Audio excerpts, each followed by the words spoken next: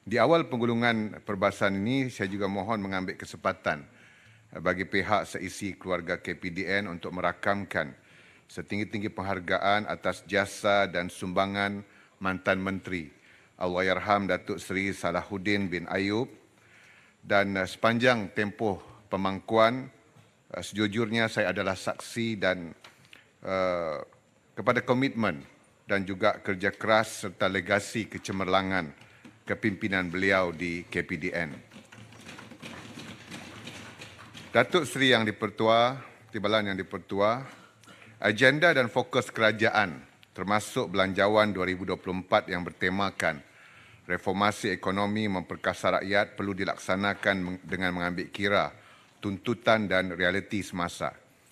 Dewan ini perlu menerima hakikat dan realiti bahawa ekonomi dunia dan khususnya isu kos sara hidup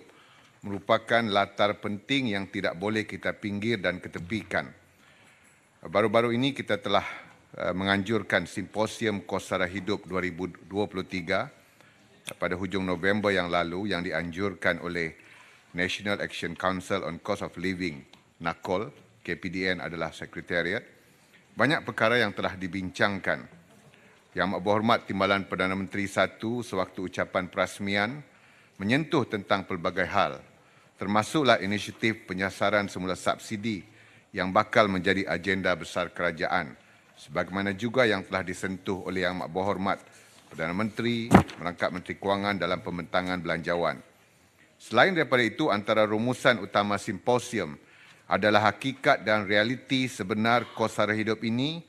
tidak sewajarnya tertumpu kepada peranan dan kefungsian KPDN semata-mata. Menangani kos sara hidup bukan juga sahaja sekadar berasaskan model pendekatan whole of government dengan izin, tetapi menuntut kepada pendekatan dan kaedah whole of nation approach dengan izin. Datuk Seri Timbalan Yang di-Pertua sebagai respon awal kepada keprihatinan umum ahli-ahli Dewan berhubung isu kos sara hidup, terdapat 9 ahli Dewan Negara yang telah menyentuhkan isu-isu spesifik dan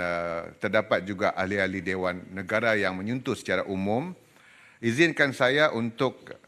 berkongsi beberapa kajian dan perspektif asas mengenai isu kos sara hidup yang ada pada mutakhir ini yang boleh dijadikan sebagai panduan dan rujukan kita bersama.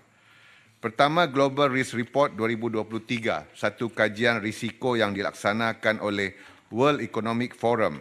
meletakkan cost of living dengan izin kos sara hidup ini sebagai risiko utama atau severe risk global untuk tempoh setahun dua yang akan datang. Krisis kos sara hidup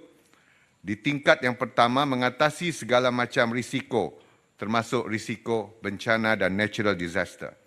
Satu bancian yang dibuat oleh Institute of Strategic Analysis and Policy Research, INSAP, menyatakan antara isu dan perkara yang meresahkan rakyat sejak beberapa tahun adalah perkara seperti yang berikut: keadaan ekonomi, kenaikan kos sara hidup, kejatuhan kuasa beli, kenaikan perbelanjaan hutang, rising credit expenses, dan ini menunjukkan sejajar dan dengan kajian Deloitte Global 2023, Gen Z and Millennial Survey turut menyebutkan bahawa lebih 50% generasi muda Malaysia merasakan perkara yang amat merunsingkan dan paling meresahkan mereka adalah juga soal cost of living.